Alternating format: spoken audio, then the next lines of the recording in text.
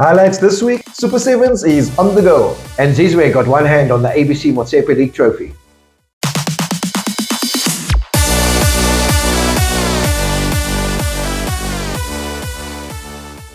Hi guys, welcome back to the Fourth Moment Weekly Roundup, where you get your weekly dose of local football action, and we look at local leagues within our Cape Town region. And with me, as usual, Andrew Pequeno joining for today's show. Andrew, what an exciting weekend! Yeah, it was. It's been an exciting weekend. You know, we had the ABC final on Sunday. LFAs, some of the LFAs had games. Obviously, because of Eid, a lot of the LFAs games were postponed. But there were some LFA games, some interesting results within the LFAs, so we can talk about.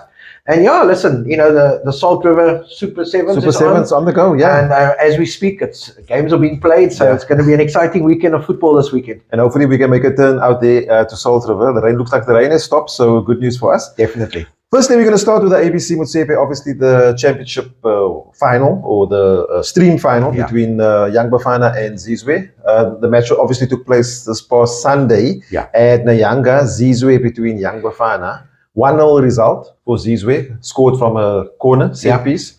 I think many of us watched that game on YouTube because the rain was a bit too much, let's say. Yeah, I chickened out. I was going to go, and then I decided no, I'd rather be sitting on the couch there watching the game. Yeah, I think that's right. I had a bit of viewpoint in the bed under the blankets. But yeah, look, I think from what we could see, game was first half was pretty tight. I think Young Bafana had sort of they looked more impressive. I listened to the interview also with Coach Dulvie afterwards, and he also had the same sentiment that Young Bafana sort of had the upper hand. But second half, it was a different story. Yeah, listen, we always expected a KG affair. It's a final, so nobody wants to make a mistake. I just thought, as the game wore on, the experience of Zizwe just came through. I think Young Bafana were happy, I think, with the point, the way they were set up. But the way Zizwe, you know, just ground them down, and it took a set piece, you know, to unravel the game, you know, and at the end of the day, they 1-0 up. They have the advantage. They now got to go to Young Bafana. You know, Young Bafana unbeaten at home. We got to reiterate that point. They're unbeaten at home this whole season. It's not going to be easy for Zizwe going from an AstroTurf to a grass field where Young Bafana had the opposite last week. So it's going to be very exciting either way. And it's going to be tight. I still think it's going to be tight. We can't call it, even though, like Coach Andrew said, the Young Bafana not having lost at home, but also Zizwe never traveled there before. So it's different. And like you say, the turf does make a difference. But yeah, look, I think at the end of the day, it's going to be an exciting match. We'll see who comes out trumps. And I think for us, we just want the best team to win, 100%. to represent the region at the playoffs, and obviously make that promotion to the NFT. So it's 3 p.m. Saturday, Young Bafana Arena, Young Bafana versus Zizwe, winner take all. Saturday's winner take all. Yeah. Okay, then we're going to jump right into our show today, and then obviously no matches played last week, as you said, in the third division. Very few games, Yeah, so in the third division, so we're going to look at the fixtures coming up this week, and it starts on the holiday, 27th of April. I think by the time you've watched the show, those matches would have been completed. But just to run through it quickly, Premier versus Goal 50. Yeah. FC Houtbay versus Ocean View. We owe FC Houtbay a visit, Andrew. We need to get to them. No, we'll get there. We'll get there before the season ends. That's going to be it's almost like a derby. FC Houtbay and Ocean View. What, coastal derby? Yeah, it's almost like a sea derby. Creef derby. Crayfish. Okay, then on Saturday we've got third division matches also. Matruus versus Invincible Cravenby. That's a Northerns derby. Talk about a derby. Yeah, that's a real derby. Taking place at Elsbury Park. I think Matruus sort of safe. I don't know, Invincible, they're sort of out of it, I think. I think Invincible are going to struggle to stay up. I think in the position that they are in, I don't think they're going to stay up. Yeah. Ocean View and Greenwood, that's a Cape District derby. Tough one. Yeah. Tough one for Greenwood away to Ocean View. Ocean View need points, so they're going to be desperate. And we'll see if Ocean View have that resurgence again, which they had earlier in the season. Trinis versus Cape Town United or Milano. Let's just say Milano.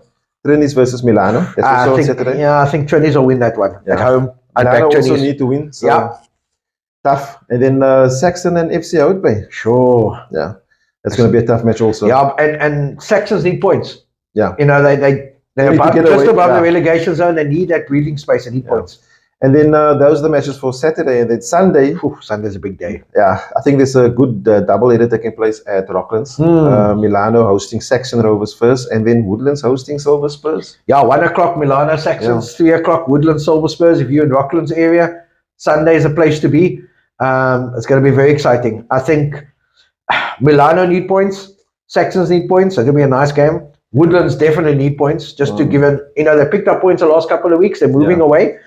And obviously, Silver Spurs are still in contention, only 7 points behind Junction. Okay. With 7 games to go. It's must-win games now for Silver Spurs. If they drop points and Junction pick up points, and they're out of it. Yeah.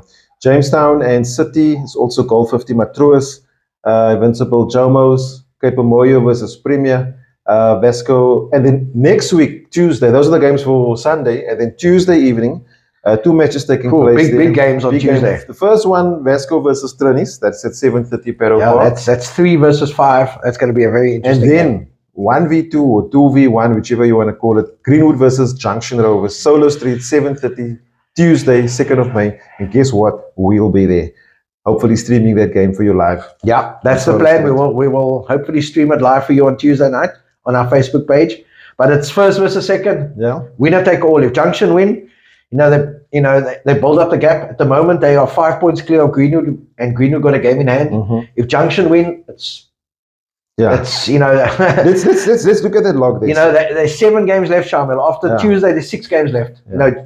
If Junction draw, it's a good result for them, in my opinion. Okay, so Greenwood's playing on Saturday. Yeah. So they're on 53 at the moment. They might be on 56. Is Junction playing on Saturday? No, Junction's next game is Tuesday. Tuesday. So nice rest. Yeah, so they actually will have a 2-point buffer going into that game. So that's why you're saying if they draw, they're actually fine.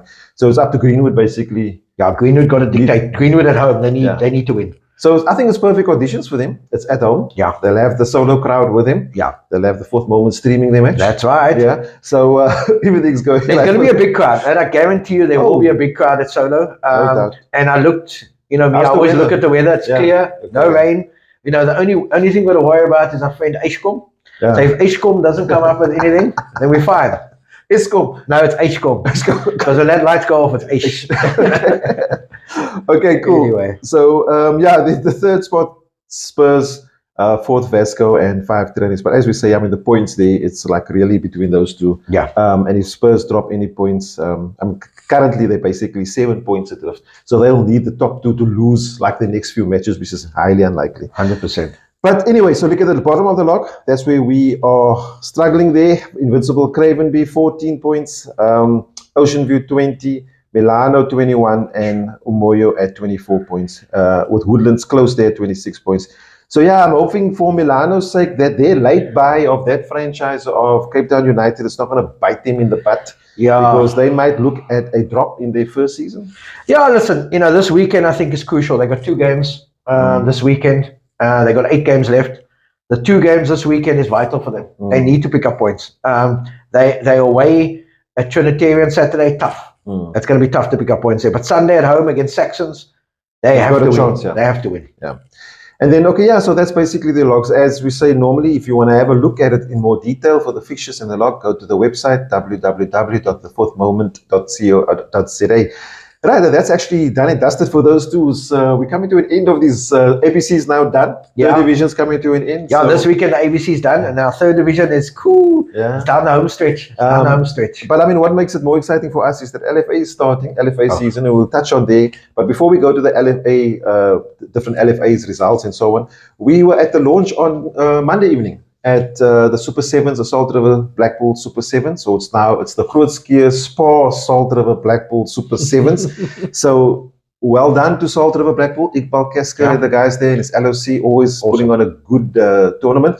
So that's obviously taking place from Wednesday till Monday. Finals taking place on Monday. And as we said, I was there on Monday and we had a quick chat to the main man, Mr. Iqbal Kesker, about the tournament, and this is how it went. Hi guys, welcome to the Fourth Moment, and we are tonight at the Salt River Super 7's launch. It was held here at the Athlone Stadium, the home of football. With me is the main man, as we promised you last week, Mr. Iqbal Kesker. Iqbal, welcome to the Fourth Moment. probably going to be on our weekly roundup. Oh, yeah. Thanks for affording me the opportunity. Tell me, we want to know more about the tournament. Obviously, it's got a long history. It's become one of the sort of biggest tournaments in Cape Town with regards to junior football. Floor is yours. Tell us more about the Super Sevens. Yeah, look, basically the event started in 2015. That came up after a discussion we had at our club. We were looking at ways at that time how we can raise funds. All amateur clubs need to raise funds. And obviously the easiest way for clubs is to have a tournament. But we were looking at something unique. You have your under 19 tournaments, you have your under 17 tournaments. We wanted to touch the community. We wanted to go grassroots. We wanted to go right at the bottom and then create this event where kids can play football in a safe and secure environment. The format of having it in sevens, what was the thinking behind that? Yeah, the whole idea was, the excitement of sevens rugby. It's a quick game. You can squeeze in more matches. If you're going to go with a normal football 11v11, you're going to have long matches. Then you don't create that excitement. So the idea was to get as many teams as possible, play shortened games, but then have plenty games over the weekend. Yeah. And then the first tournament was obviously held at Shamiel, the home of Salt River football. Yeah. There was a year at was it Malta Park and so on. Yes. How did that sort of progress into that? Yeah, that first event, first festival happened, like I said, in 2015. We had 48 teams. And that's in actual fact that's a year that Salt River Blackpool won the under 11 section. We had under 7, 9, and 11 at that time. We played uneven. Okay, yeah. Yeah, and then there was so much. People enjoyed themselves, and we had so many inquiries. And from that moment on, the tournament just grew. Yeah. And teams taking part. I remember there was, I think, the former Ajax or now Cape Town Spurs winners. There was Ubuntu. Yeah. So the requests of the participants of the tournament ranged from community right through. Yeah, I think that's what makes this event so unique. We've had professional clubs participating. At the time, it was Ajax, Cape Town. And obviously the academies like Ubuntu. I think Ubuntu was probably from day one at the event. Okay. And what makes this event so unique is that, we've got these local community clubs like Salt River Blackpool having the opportunity to compete against the top that Cape Town has to offer. Yeah, and also in a sevens format. Yeah, also in a seven. And I think why clubs enjoy this festival is that 7v7 is extremely competitive. I use the example, community clubs, when they play 11 aside, you have 7 top players in that team. And you tend to carry the other 4 or 5 players. But now you have the opportunity to get your 7 best players onto the field, and that makes you competitive. I know I saw a stat earlier on 2,200 players, 184 teams. 184 teams. How are you guys geared up to receive all those players and teams? Yeah, look, I think over the years we've gained the experience on how to handle and manage it. The event this year goes over 6 days. And what we've done is we've spread the matches. Like each team doesn't come and play for 6 days. Okay. So we had to actually kind of spread it. So for example, you'll find the older boys maybe playing on Saturday afternoon, for example, and the younger age groups will be the morning. Okay. And we spread that over 6 days. And that also helps because Shamiel Road is not the biggest of facilities.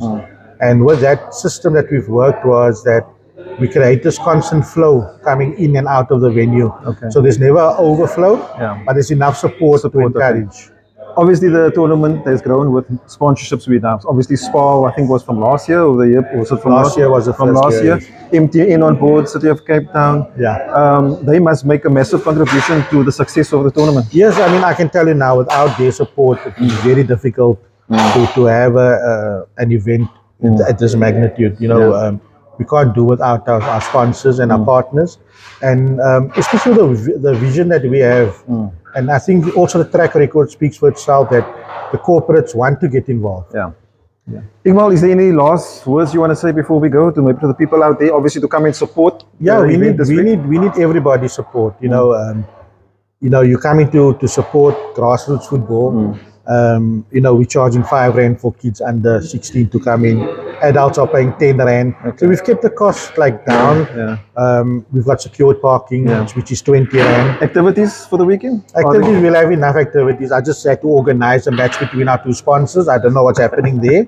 But we will have marimba bands and other displays that's happening there. Okay. So, well, guys, you've heard it here from the main man himself, Mr. Iqbal Keska. Super Sevens from Wednesday the 26th. Right through to Monday, the 1st of May at Shelley Road. 5 Rand for kids and adults 10 Rand. 10 Rand. So make sure you get there if you've got nothing to do this weekend. It's a long weekend. And make your way out to Shelley Road.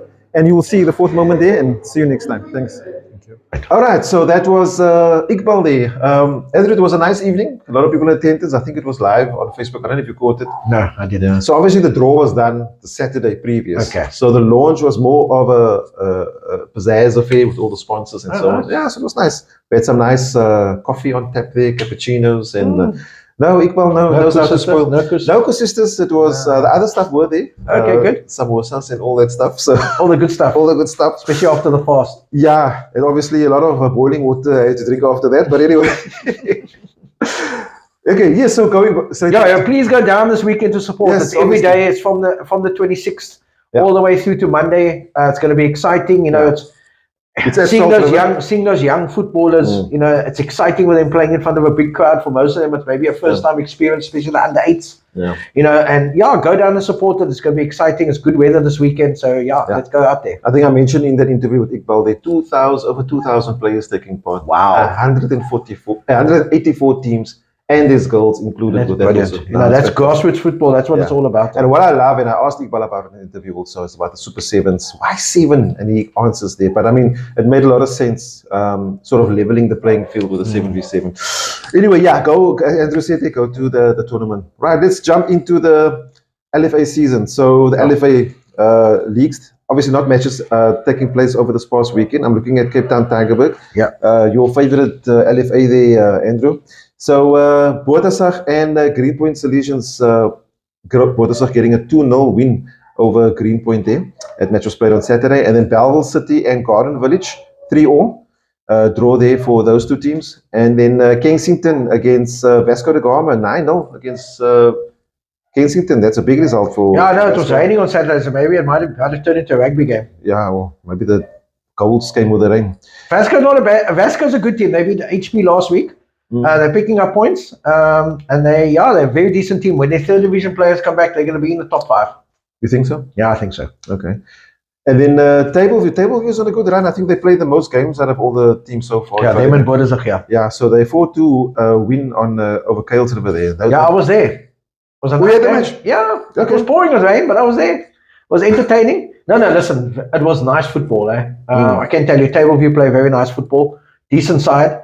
Kales River also, you know, funny enough, Shamiel, the first 10 minutes, Tableview started off slowly. Kales River had 2 great opportunities to score, and the game could have turned. And then from then, Tableview scored, and then they took control. But Kales River had chances the first 10 minutes. Okay. I know I've seen Tableview once before, and I think they 2 different games I watched them. They're different goalkeepers, but the goalkeeping department seems intact there. Oh, very good. They had a young boy in goals on Saturday. Yeah, he did well. I think he's a former City youngster also. Oh, is it? Okay, no, he did well. But Tableview looked very solid. And when we get to the log, we'll see. Yeah. So looking at the log, obviously Tableview 5 games played already, 4 wins. 4 wins, yes, and Tableview got 5 out of 5. 5. Why do they have? Oh, sorry, my apologies.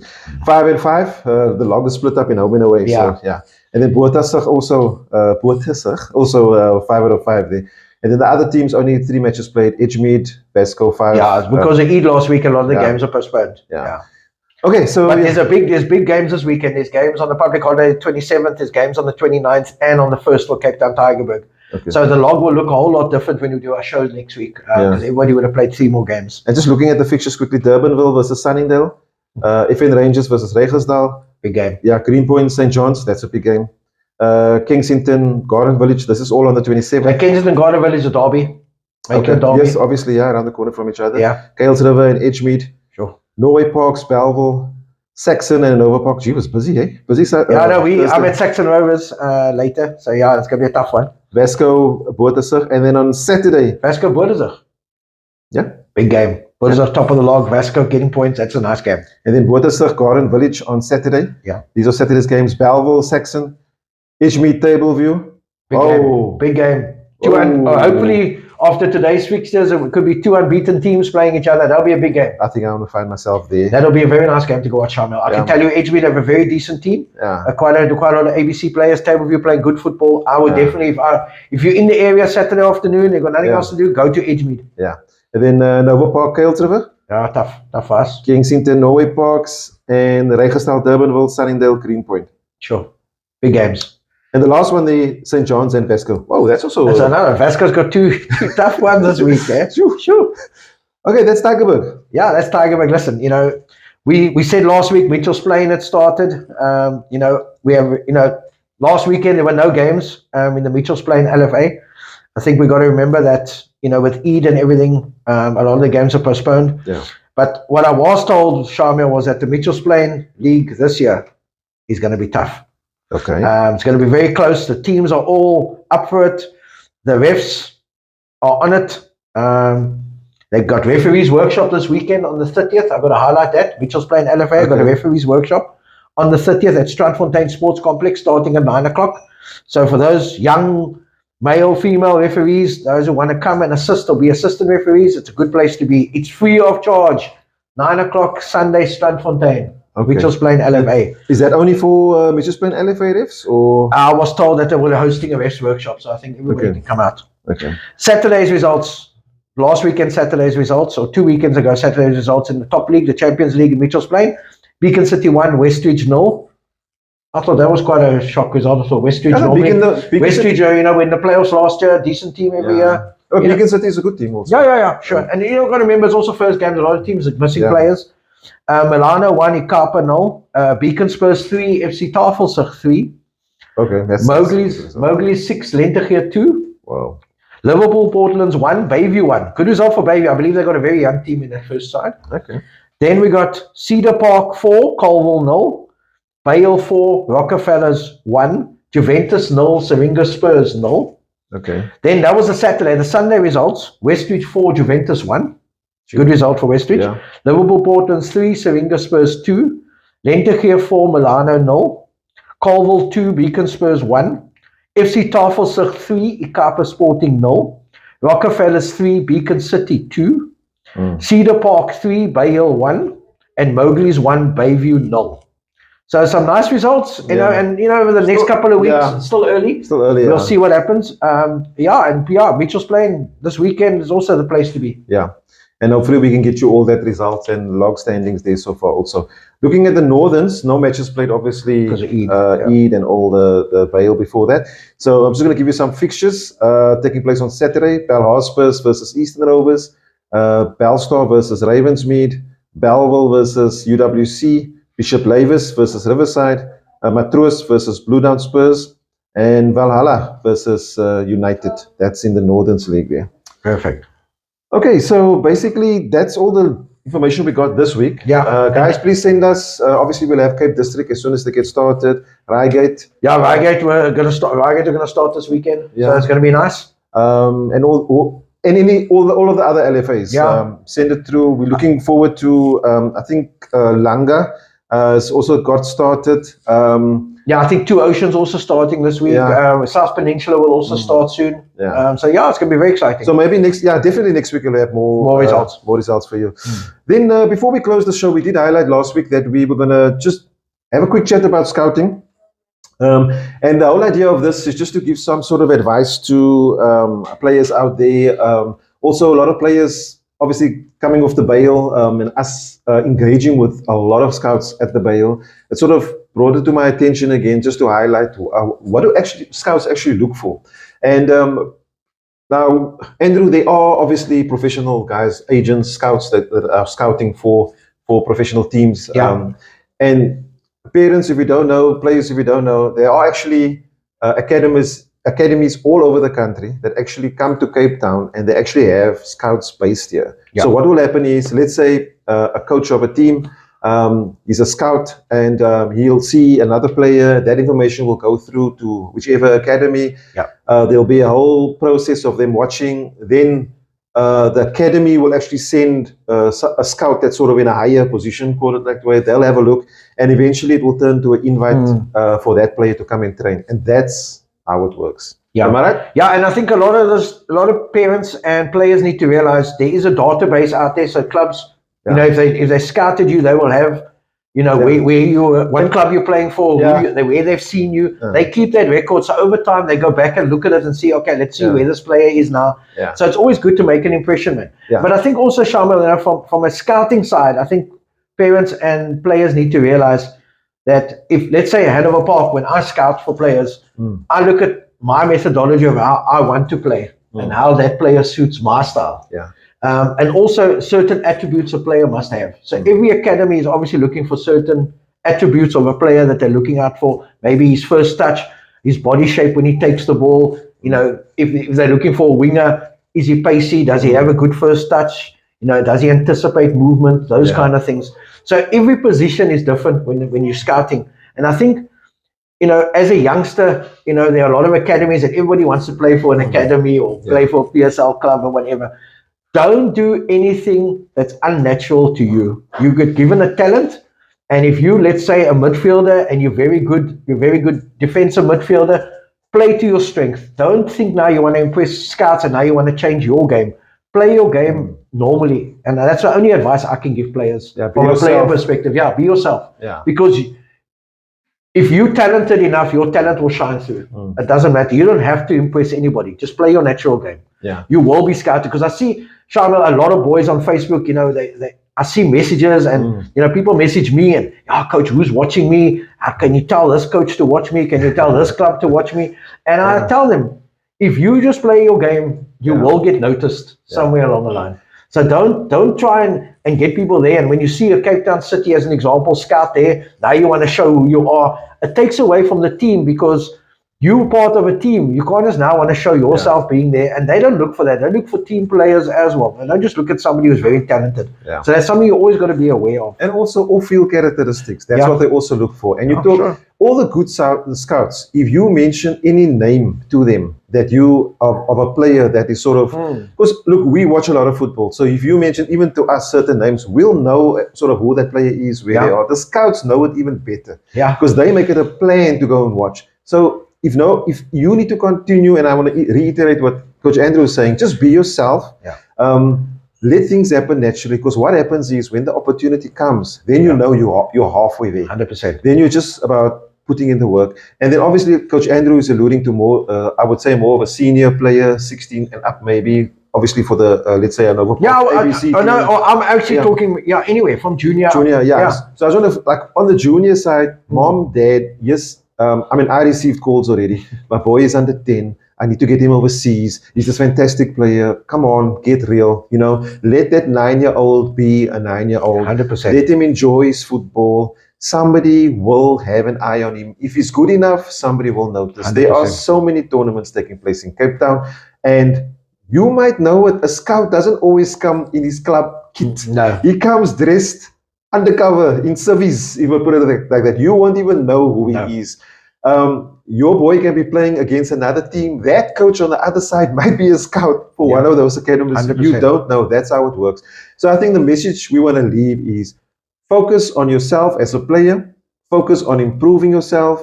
Focus on your diet, the way you eat, the way you behave. We had a interview, and you can catch it on Cape Flats Stories, where I was invited to talk about local football. And with one of the guests with me was Tariq Phillips. And he left some gems of advice for players there. And his advice was literally focus on yourself. 100%. If going out doesn't benefit you, why do it? Do things that benefit yourself. You are individual in a team environment. So if you improve yourself, the team becomes better. 100%. It doesn't mean be selfish. No. You're still part of a team. Correct. But I suppose we can go on and on. But listen, Shamiel and I can't scout because wherever we go, people notice us, so it's a problem. It's a problem. And you know, me being mostly the only white person there, I get noticed quite a lot. So unfortunately, you know, I won't be scouting. I enjoy watching football. And you know that the scary thing is you normally find players when you're not looking. As a scout, you know, you get in, you know, you go and watch a tournament. Shamiel knows on the weekend I'll go look for games. My wife doesn't really like me doing that, but I go look for games because I like to watch football. And you never know. I mean, I've picked up players for the ABC just by watching games. And I didn't even just LFA games. So you know, you're not gonna you're not, as a player, don't try and force something. It will happen Will naturally. happen, yeah. And mom and dad, have patience. Be the parents. If you are the dad and you're also a coach, be the dad first. Yeah. It's a lot of coaches, but there's only one dad. 100%. Same with the mom. And for coaches out there, we know you want to win, especially when it comes to certain age groups. But you know what?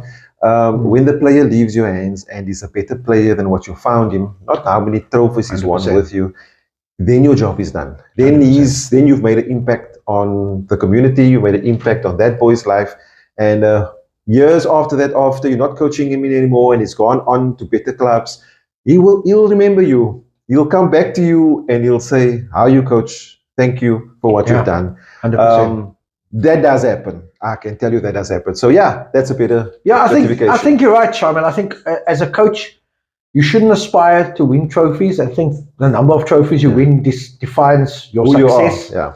I think your success is taking a player at, let's say, junior level, and that player becomes a professional footballer. Yeah. That to me is more important. My wife has a standing joke with me that when I get a medal, I just throw it in the drawer. Same here. I don't worry about it. When I think when we won the playoffs last year, I think they didn't have enough medals. I gave it to one of the players in my squad because to me it's not important. The important thing is if one of my players plays PSL, I've done my job. Yeah. And if I've just contributed 0.5% to that player becoming a better player, that's my duty as a coach. My duty is not to win trophies. Okay, to ABC owners out there.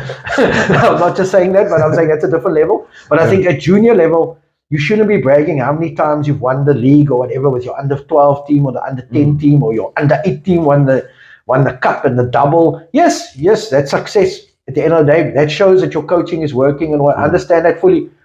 But the main thing is that boy is a better player after this season than he was at the beginning of the season, or that girl. Because I got to tell you, Shamiel, the next big thing that's coming out there is scouting for female football. Oh, that's already happening. And I'm just saying, from the bail, after talking to some of the scouts, they're asking me now which teams in Cape Town have got ladies teams, and now looking for players for the Hollywood Bets League, Cecil League, Upcountry. Banyana. Desiree Ellis has got her fingers out there everywhere looking. So if you've got a very talented girl out there, boy out there, just be patient. Just be patient. Guys, we can go on and on, Andrew. Yeah, we can end the show. Otherwise, we'll do it for an hour. And we'll see you next week. And we haven't decided on next week's topic yet, but there will be one, and we'll have a quicker chat about it.